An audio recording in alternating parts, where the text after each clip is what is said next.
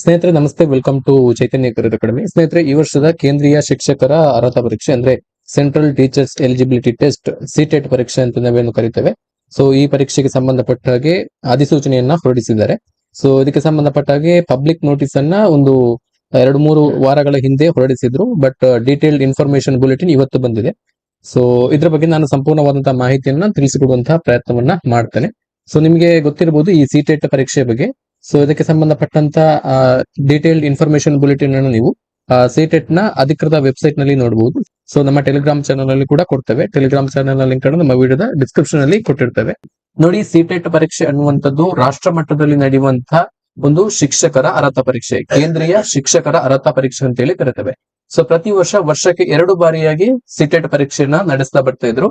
So ಕೊನೆಯ ಬಾರಿ ಕಳೆದ ವರ್ಷ ಡಿಸೆಂಬರ್ ತಿಂಗಳಲ್ಲಿ ಡಿಸೆಂಬರ್ 2024ರಲ್ಲಿ ಸಿಟೆಟ್ ಪರೀಕ್ಷೆ ನಡೆದಿತ್ತು. ಸೊ ಅದಾದ ನಂತರ ಡಿಸೆಂಬರ್ ಅಥವಾ ಜುಲೈ ತಿಂಗಳಲ್ಲಿ ಸಿಟೆಟ್ ಪರೀಕ್ಷೆ ನಡೀಬೇಕಿತ್ತು. ಸೊ ಬಟ್ ಇದಕ್ಕೆ ಸಂಬಂಧಪಟ್ಟಾಗ ಯಾವುದೇ ನೋಟಿಫಿಕೇಶನ್ ಬರಲಿಲ್ಲ. ಸೊ ಇದೀಗ ಅಂತಿಮವಾಗಿ 2026 ಫೆಬ್ರವರಿ 8ನೇ ತಾರೀಕಿಗೆ ನಾವು ಸಿಟೆಟ್ ಪರೀಕ್ಷೆಯನ್ನ ನಡೆಸ್ತೇವೆ ಅಂತ ಹೇಳಿ ಒಂದು ಪಬ್ಲಿಕ್ ನೋಟಿಸ್ ಅನ್ನ ಹೊರಡಿಸಿದ್ರು. ಸೊ ಇವತ್ತು ಅದಕ್ಕೆ ಸಂಬಂಧಪಟ್ಟ ಹಾಗೆ ವಿವರವಾದಂತಹ ಅಧಿಸೂಚನೆಯನ್ನ ಹೊರಡಿಸಿದ್ದಾರೆ. ಸೊ ನೋಡಿ, ನಮ್ಮ ಕರ್ನಾಟಕದ ಅಭ್ಯರ್ಥಿಗಳು ಕೂಡ ಈ ಸಿಟೆಟ್ ಪರೀಕ್ಷೆಗೆ ಅಪ್ಲೈ ಮಾಡಬಹುದು. ಸೊ ಕೆಲವೊಂದಿಷ್ಟು ಅಭ್ಯರ್ಥಿಗಳಿಗೆ ಇದರ ಬಗ್ಗೆ ಆಲ್ರೆಡಿ ನಾಲೆಜ್ ಇರಬಹುದು. ಸೊ ತುಂಬಾ ಜನ ಅಭ್ಯರ್ಥಿಗಳು ಕೂಡ ಇದನ್ನ ಬರೆದಿರಬಹುದು. ಸೊ ಆದ್ರೆ ಕೆಲವೊಂದಿಷ್ಟು ಅಭ್ಯರ್ಥಿಗಳಿಗೆ ಈ ತರ ಒಂದು ರಾಷ್ಟ್ರ ಮಟ್ಟದಲ್ಲಿ ನಡೆಯುವಂತಹ ಕೇಂದ್ರೀಯ ಶಿಕ್ಷಕರ ಅರ್ಹತಾ ಪರೀಕ್ಷೆ ಅನ್ನುವಂಥದ್ದು ಇದೆ.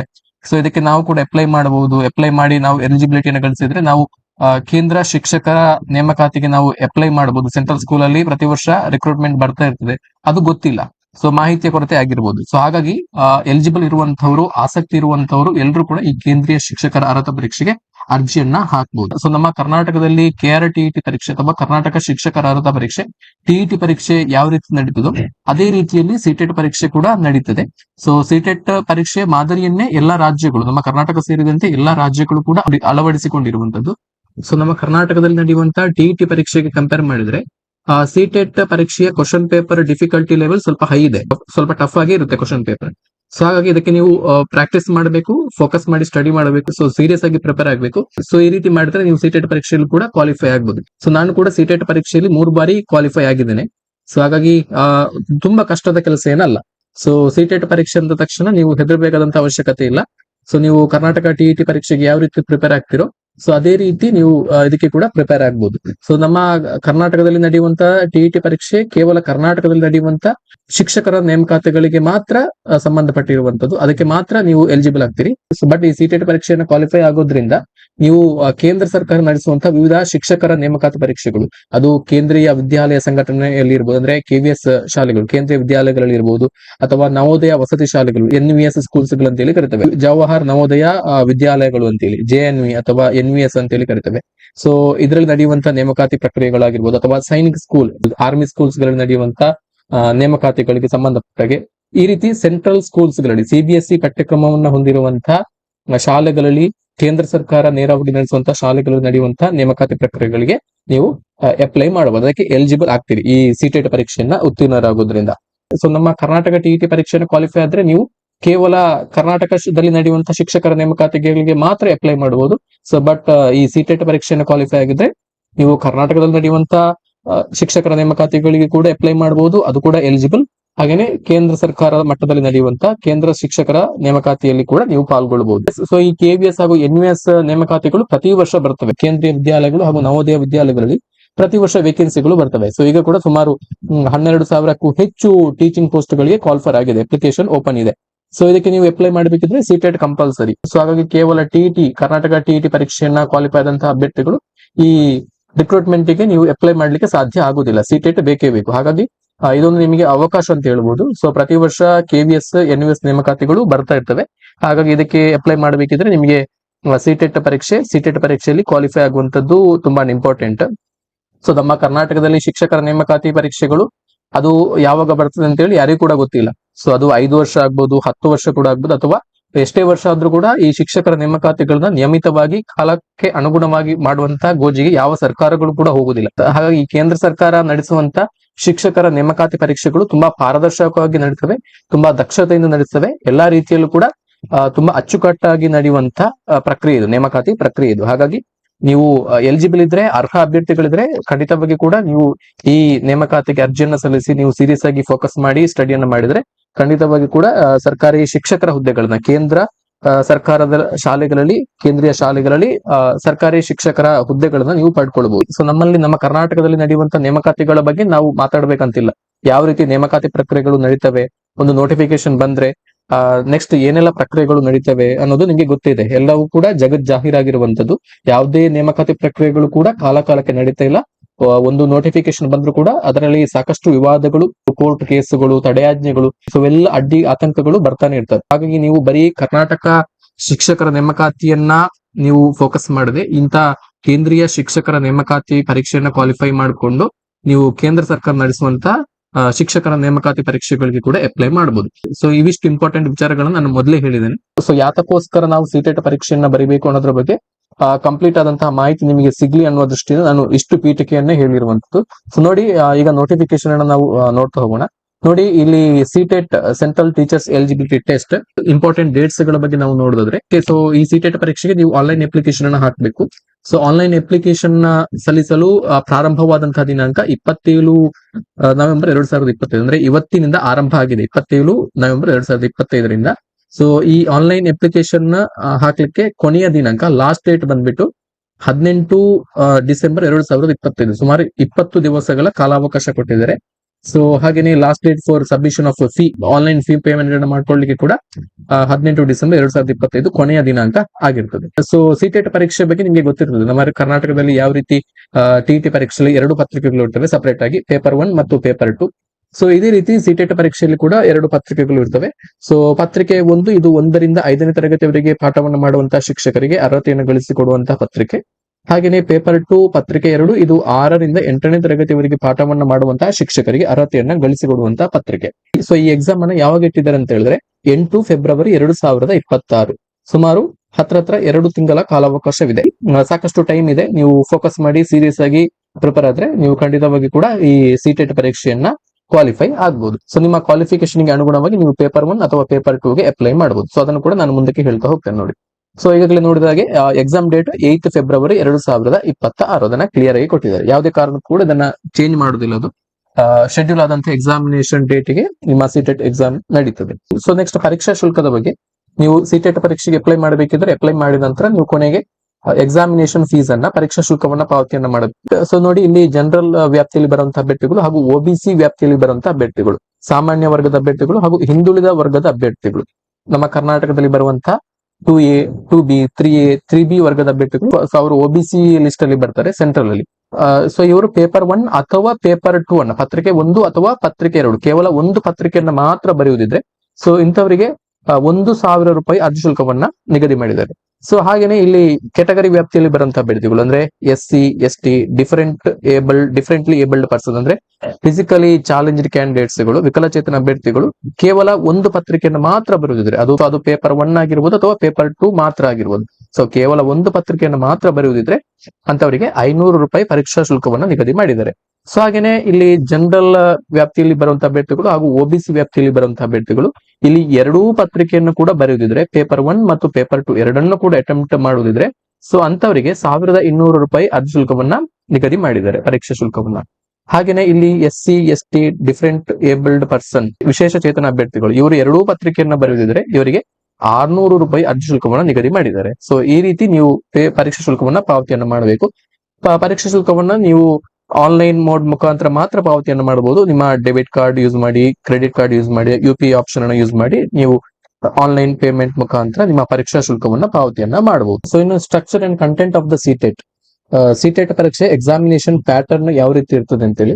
ಸೊ ಸಿಟೆಟ್ ಪರೀಕ್ಷೆ ನಡೆಯುವಂತದ್ದು ನಮ್ಮ ಕರ್ನಾಟಕ ಟಿಇಟಿ ಪರೀಕ್ಷೆ ಯಾವ ರೀತಿ OMR ಬೇಸ್ಡ್ ಅಲ್ಲಿ ನಡೀತದೋ ಅದೇ ರೀತಿ ಆಫ್ಲೈನ್ ಮೋಡ್ ಅಲ್ಲಿ OMR ಬೇಸ್ಡ್ ಕ್ವಶನ್ ಪೇಪರ್ ಅನ್ನ ಕೊಟ್ಟಿರ್ತಾರೆ. ಸೊ ನಿಮಗೆ ಕ್ವಶನ್ ಪೇಪರ್ ಬುಕ್ಲೆಟ್ ಅನ್ನ ಕೊಡ್ತಾರೆ, ಹಾಗೇನೆ OMR ಶೀಟ್ ಅನ್ನ ಕೂಡ ಕೊಡ್ತಾರೆ. ಸೊ ಅದರಲ್ಲಿ ನೀವು ಆನ್ಸರ್ ಗಳನ್ನ ಶೇರ್ ಮಾಡಬೇಕು. 2022 ತನಕ ಅವರು ಆನ್ಲೈನ್ ಅಲ್ಲಿ ಮಾಡಿದ್ರು. 2022 ತನಕ ಆನ್ಲೈನ್ ಮೋಡ್ ಅಲ್ಲಿ ಇವಾಗ ಮಾಡ್ತಾ ಇಲ್ಲ. ಸೊ ಇವಾಗ ಇರುವಂತದ್ದು ಆಫ್ಲೈನ್ ಮೋಡ್ ಅಲ್ಲಿ OMR ಬೇಸ್ಡ್ ಕ್ವಶನ್ ಪೇಪರ್ ಇರ್ತದೆ. ಸಿಟೆಟ್ ಪರೀಕ್ಷೆಯಲ್ಲಿ ಒಟ್ಟು 2 ಪತ್ರಿಕೆಗಳು ಇರ್ತವೆ, ಪೇಪರ್ 1 ಮತ್ತು ಪೇಪರ್ 2.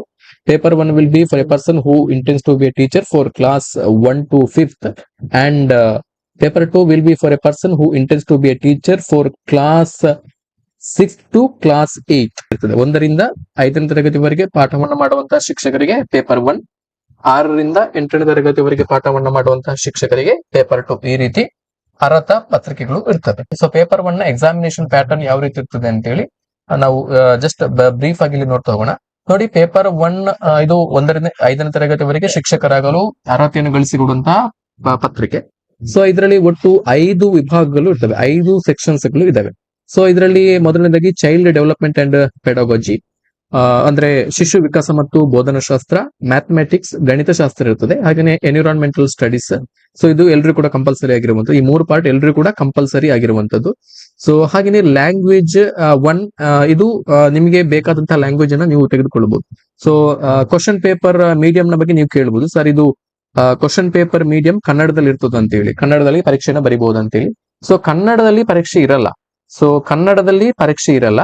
ಸೊ ನೀವು ಐಚ್ಛಿಕ ಭಾಷೆಯನ್ನಾಗಿ ಕನ್ನಡವನ್ನು ತೆಗೆದುಕೊಳ್ಳಬಹುದು. ಒಂದು ಐಚ್ಛಿಕ ಭಾಷೆಯಾಗಿ ಕನ್ನಡವನ್ನ ಆಯ್ಕೆ ಮಾಡಿಕೊಳ್ಳಬಹುದು.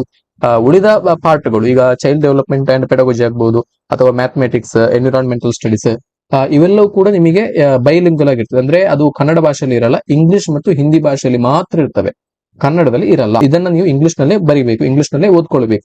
ಸೊ ಇಲ್ಲಿ ಕನ್ನಡನ ಒಂದು ಭಾಷೆಯಾಗಿ ತೆಗೆದುಕೊಳ್ಬಹುದು.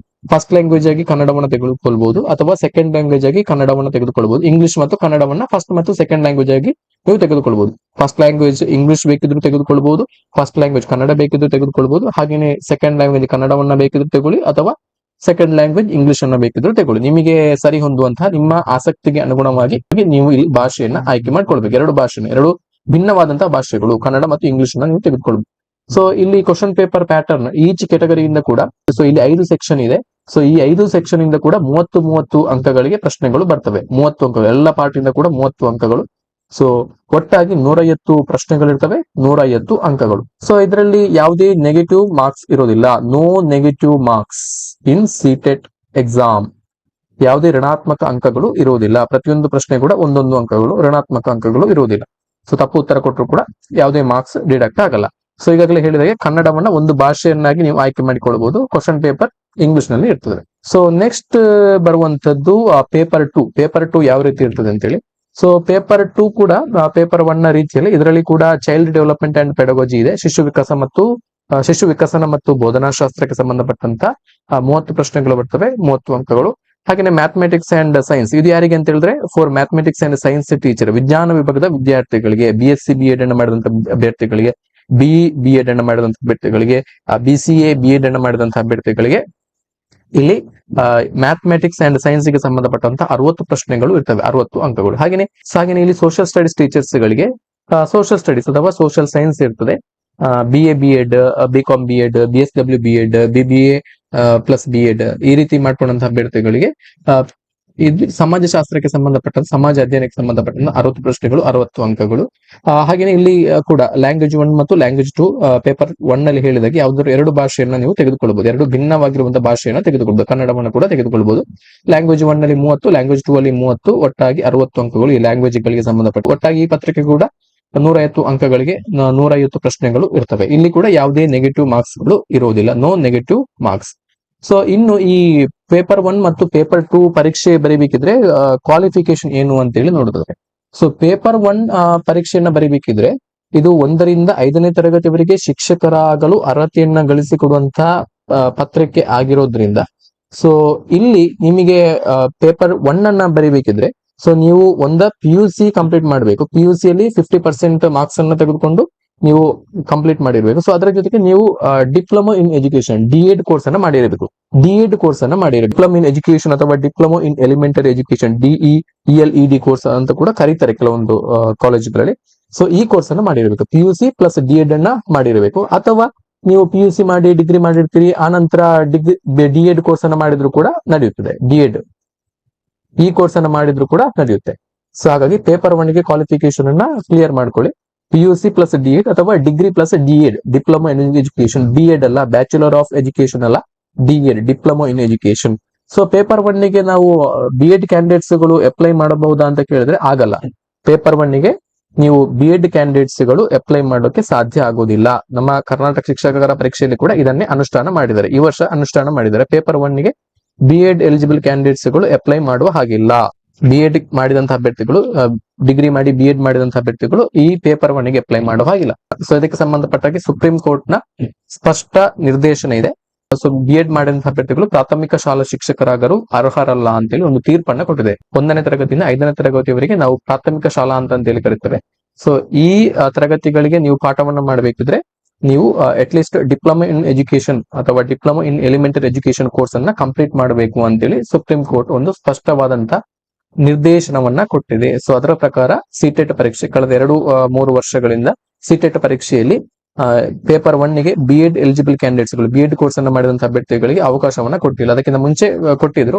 ಹಾಗೇನೆ ಇಲ್ಲಿ ಪೇಪರ್ 2 ಗೆ ಸಂಬಂಧಪಟ್ಟಾಗಿ ಎಜುಕೇಶನಲ್ ಕ್ವಾಲಿಫಿಕೇಶನ್ ಏನಿರಬೇಕು ಅಂತ ಹೇಳಿದ್ರೆ, ಸೊ ಒಂದು ನೀವು ಡಿಗ್ರಿ ಪ್ಲಸ್ ಬಿ ಎಡ್ ಅನ್ನ ಮಾಡಿರ್ಬೇಕು. ಡಿಗ್ರಿ ಯಾವುದೇ ಸಬ್ಜೆಕ್ಟ್ ಅಲ್ಲಿ degree plus B Ed, bachelor in education ಅಥವಾ ಬ್ಯಾಚುಲರ್ ಆಫ್ ಎಜುಕೇಶನ್ ಅನ್ನ ಮಾಡಿರ್ಬೇಕು. ಸೊ ಅಥವಾ ನೀವು ಡಿಗ್ರಿ ಮಾಡಿ ಡಿ ಎಡ್ ಕೋರ್ಸ್ ಅನ್ನ ಮಾಡಿದ್ರು ಕೂಡ ಇದಕ್ಕೆ ಅಪ್ಲೈ ಮಾಡಬಹುದು. ಡಿ ಎಡ್ ಕೋರ್ಸ್ ಅನ್ನ ಮಾಡಿದ್ರೆ, ಡಿಗ್ರಿ ಮಾಡಿ ಡಿ ಎಡ್ ಕೋರ್ಸ್ ಅನ್ನ ಮಾಡಿದ್ರೆ, ಸೊ ನೀವು 2 ಪೇಪರ್ ಗೆ ಕೂಡ ಅಪ್ಲೈ ಮಾಡಬಹುದು. ಪೇಪರ್ 1 ಗೆ ಕೂಡ ಅಪ್ಲೈ ಮಾಡಬಹುದು, ಪೇಪರ್ 2 ಗೆ ಕೂಡ ಅಪ್ಲೈ ಮಾಡಬಹುದು. ಸೊ ಹಾಗಾಗಿ ಬಿ ಎಡ್ ಆದಂತಹ ಅಭ್ಯರ್ಥಿಗಳು ಕೇವಲ ಪೇಪರ್ 2 ಗೆ ಮಾತ್ರ ಅಪ್ಲೈ ಮಾಡುದು, ಪೇಪರ್ 1 ಗೆ ಅಪ್ಲೈ ಮಾಡೋಕೆ ಆಗಲ್ಲ. ಸೊ ಇದು ಕ್ವಾಲಿಫಿಕೇಶನ್ ಬಗ್ಗೆ ಕನ್ಫ್ಯೂಸ್ ಮಾಡ್ಕೊಳ್ಬೇಡಿ, ಕ್ಲಿಯರ್ ಆಗಿ ನೋಡ್ಕೊಳ್ಳಿ. ಸೊ ಇನ್ನು ಪ್ರಮುಖವಾಗಿ ಪರೀಕ್ಷಾ ಕೇಂದ್ರವನ್ನ ಎಲ್ಲಿ ಕೊಟ್ಟಿದ್ದಾರೆ ನಮ್ಮ ಕರ್ನಾಟಕದಲ್ಲಿ ಅಂತ ಹೇಳಿದ್ರೆ, ಸೊ ನಮ್ಮ ಕರ್ನಾಟಕದಲ್ಲಿ ಕೇವಲ 2 ಪರೀಕ್ಷಾ ಕೇಂದ್ರಗಳನ್ನ ಮಾತ್ರ ಕೊಟ್ಟಿದ್ದಾರೆ. ಪ್ರತಿ ಸಲ ಬೆಂಗಳೂರು ಮತ್ತು ಹುಬ್ಬಳ್ಳಿಯಲ್ಲಿ ಮಾತ್ರ ಪರೀಕ್ಷಾ ಕೇಂದ್ರವನ್ನ ಕೊಡ್ತಿದ್ರು. ಸೊ ಈ ಬಾರಿ ಕೂಡ ಬೆಂಗಳೂರು ಮತ್ತು ಹುಬ್ಬಳ್ಳಿಯಲ್ಲಿ ಮಾತ್ರ 2 ಪರೀಕ್ಷಾ ಕೇಂದ್ರಗಳನ್ನ ಕೊಟ್ಟಿದ್ದಾರೆ. ಸೊ ನಿಮ್ಮ ಜಿಲ್ಲೆಯಲ್ಲಿ ಪರೀಕ್ಷಾ ಕೇಂದ್ರಗಳು ಸಿಗಲ್ಲ. ಹಾಗಾಗಿ ಪರೀಕ್ಷೆ ಬರೆದಿದ್ರೆ ಬೆಂಗಳೂರಿಗೆ ಬರಬೇಕು ಅಥವಾ ಹುಬ್ಬಳ್ಳಿಗೆ ಹೋಗಿ ನೀವು ಪರೀಕ್ಷೆಯನ್ನ ಬರೀಬೇಕು. ಸೊ ಇನ್ನು ನೀವು ಈ ಸಿಟೆಟ್ ಪರೀಕ್ಷೆಗೆ ಅಪ್ಲೈ ಮಾಡಬೇಕಿದ್ರೆ ಇಲ್ಲಿ ಸಿಟೆಟ್ ನ ಅಧಿಕೃತ ವೆಬ್ಸೈಟ್ ಅನ್ನ ಕೊಟ್ಟಿದ್ದಾರೆ, ctet.nic.in. ಸೊ ಈ ವೆಬ್ಸೈಟ್ ಗೆ ಹೋಗಿ ನೀವು ಅಪ್ಲೈ ಮಾಡಬೇಕು. ಸೊ ಇದರ ಡೈರೆಕ್ಟ್ ಲಿಂಕ್ ಅನ್ನು ನಮ್ಮ ವಿಡಿಯೋದ ಡಿಸ್ಕ್ರಿಪ್ಷನ್ ಕೂಡ ಕೊಡ್ತೇವೆ. ಸೊ ಮುಂದಿನ ವಿಡಿಯೋದಲ್ಲಿ ನೀವು ಯಾವ ರೀತಿ ಈ ಸಿಟೆಟ್ ಪರೀಕ್ಷೆಗೆ ಅಪ್ಲೈ ಮಾಡಬೇಕು ಅನ್ನೋದನ್ನ ಕೂಡ ನಾನು ಸ್ಟೆಪ್ ವೈಸ್ ಒಂದು ಅಪ್ಲಿಕೇಶನ್ ಅನ್ನ ಹಾಕಿ ತೋರಿಸೋದ್ರ ಮುಖಾಂತರ ನಿಮಗೆ ಎಲ್ಲ ಸ್ಟೆಪ್ಸ್ ಗಳನ್ನು ಕೂಡ ಹೇಳ್ತಾ ಹೋಗ್ತಾನೆ. ಯಾವುದೇ ಮಿಸ್ಟೇಕ್ ಗಳನ್ನ ಮಾಡಕ್ ಹೋಗ್ಬೇಡಿ. ಸೊ ಈ ಡೀಟೇಲ್ಡ್ ಇನ್ಫಾರ್ಮೇಶನ್ ಬುಲೆಟಿನ್ ನಲ್ಲಿ ನಿಮಗೆ ಸಾಕಷ್ಟು ವಿವರಗಳನ್ನ ಕೊಟ್ಟಿದ್ದಾರೆ, ಸಲಹೆ ಸೂಚನೆಗಳನ್ನ ಕೊಟ್ಟಿದ್ದಾರೆ. ಸೊ ನಿಮ್ಮ ಪೇಪರ್ 1 ಮತ್ತು ಪೇಪರ್ 2 ಗೆ ಸಂಬಂಧಪಟ್ಟಾಗಿ ಯಾವ ರೀತಿ ಸಿಲೆಬಸ್ ಇರುತ್ತೆ, ಈಚ್ ಸಬ್ಜೆಕ್ಟ್ ಅದು ಕೂಡ ಕೊಟ್ಟಿದ್ದಾರೆ. ಎಲ್ಲ ಸಬ್ಜೆಕ್ಟ್ ಅದು ಕೂಡ ಸಪರೇಟ್ ಆಗಿ ಡೀಟೇಲ್ಡ್ ಸಿಲೆಬಸ್ ಅನ್ನ ಕೊಟ್ಟಿದ್ದಾರೆ. ಸೊ ಅದರ ಪ್ರಕಾರ ನೀವು ಓದ್ಕೊಳ್ಬೇಕು. ಸೊ ಈ ಸಿಲೆಬಸ್ ಅನ್ನು ಕೂಡ ಮುಂದಿನ ವಿಡಿಯೋದಲ್ಲಿ ಸಪರೇಟ್ ಆಗಿ ನಾನು ವಿಡಿಯೋವನ್ನ ಮಾಡುವಂತ ಪ್ರಯತ್ನವನ್ನ ಮಾಡ್ತೇನೆ. ಸೊ ಹಾಗಾಗಿ ಆಸಕ್ತಿ ಇರುವಂತವರು, ಎಲಿಜಿಬಲ್ ಇರುವಂತವರು ಎಲ್ಲರೂ ಕೂಡ ಅಪ್ಲೈ ಮಾಡಬಹುದು. ಸೊ ಇವೆಲ್ಲ ವಿಚಾರಗಳನ್ನ ಗಮನದಲ್ಲಿ ಇಟ್ಕೊಂಡು ಎಲ್ಲರೂ ಕೂಡ ಸಿಟೆಟ್ ಪರೀಕ್ಷೆಗೆ ಅಪ್ಲೈ ಮಾಡಿ ಅಂತ ಹೇಳ್ತಾ, ಇನ್ನೊಂದು ಪ್ರಮುಖ ವಿಚಾರ ಏನಂತ ಹೇಳಿದ್ರೆ, ಸೊ ನಾವು ಬಿ ಎಡ್ ಕೋರ್ಸ್ ನ ಅಥವಾ ಡಿ ಎಡ್ ಕೋರ್ಸ್ ನ ಪ್ರಥಮ ಅಥವಾ ದ್ವಿತೀಯ ವರ್ಷದ ಕೋರ್ಸ್ ನಲ್ಲಿ ವ್ಯಾಸಂಗ ಮಾಡ್ತಾ ಇದ್ದೇವೆ, ನಾವು ಅಪ್ಲೈ ಮಾಡಬಹುದು ಅಂತ ಹೇಳಿ. ಸೊ ನೀವು ಕೂಡ ಅಪ್ಲೈ ಮಾಡಬಹುದು. ಯಾವ ರೀತಿ KRTET ಪರೀಕ್ಷೆಗೆ ಅಂತಿಮ ವರ್ಷ ಅಥವಾ ಪ್ರಥಮ ವರ್ಷದ ಅಭ್ಯರ್ಥಿಗಳಿಗೆ ಅಪ್ಲೈ ಮಾಡ್ಲಿಕ್ಕೆ ಅವಕಾಶವನ್ನ ಕೊಟ್ಟಿದ್ದಾರೆ, ಅದೇ ರೀತಿ ಸಿಟೆಟ್ ಪರೀಕ್ಷೆಗೆ ಕೂಡ ನೀವು ಅಪ್ಲೈ ಮಾಡಬಹುದು. ಆನ್ ಗೋಯಿಂಗ್ ಸ್ಟಡಿ ಮಾಡ್ತಾ ಇರುವಂತಹ ಅಭ್ಯರ್ಥಿಗಳು ಕೂಡ ಅಪ್ಲೈ ಮಾಡಬಹುದು. ಸೊ ನಿಮಗೆ 2 ವರ್ಷಗಳ ಕಾಲಾವಕಾಶವನ್ನ ಕೊಡ್ತಾರೆ. ಸೊ ಅದರ ಒಳಗಡೆ ನೀವು ಬಿ ಎಡ್ ಅನ್ನ ಕಂಪ್ಲೀಟ್ ಮಾಡ್ಕೊಂಡ್ರೆ ನೀವು ಎಲಿಜಿಬಲ್ ಆಗ್ತೀರಿ. ಇದೇ ಸಿಟೆಟ್ ಪರೀಕ್ಷೆಯ ಸ್ಕೋರ್ ಅನ್ನ ನೀವು ಎಲ್ಲ ನೇಮಕಾತಿಗಳಿಗೆ ಕೂಡ ಕೊಡಬಹುದು. ಸೊ ಹಾಗಾಗಿ ಪ್ರೆಸೆಂಟ್ ಸ್ಟಡಿ ಮಾಡ್ತಾ ಇರ್ತಕ್ಕಂಥ ಅಭ್ಯರ್ಥಿಗಳು ಕೂಡ ಅಪ್ಲೈ ಮಾಡಬಹುದು. ಸೊ ಇವೆಷ್ಟು ಪ್ರಮುಖವಾಗಿರುವಂತಹ ವಿಚಾರಗಳು. ಸೊ ಇದ್ರ ಬಗ್ಗೆ ನಿಮ್ಗೆ ಏನೇ ಡೌಟ್ಸ್ ಗಳಿದ್ರು ಕೂಡ ನಮ್ಮ ವಿಡಿಯೋದ ಕಮೆಂಟ್ ಸೆಕ್ಷನ್ ಅಲ್ಲಿ ಕಮೆಂಟ್ ಅನ್ನು ಮಾಡಬಹುದು. Thank you. ನಮಸ್ತೆ.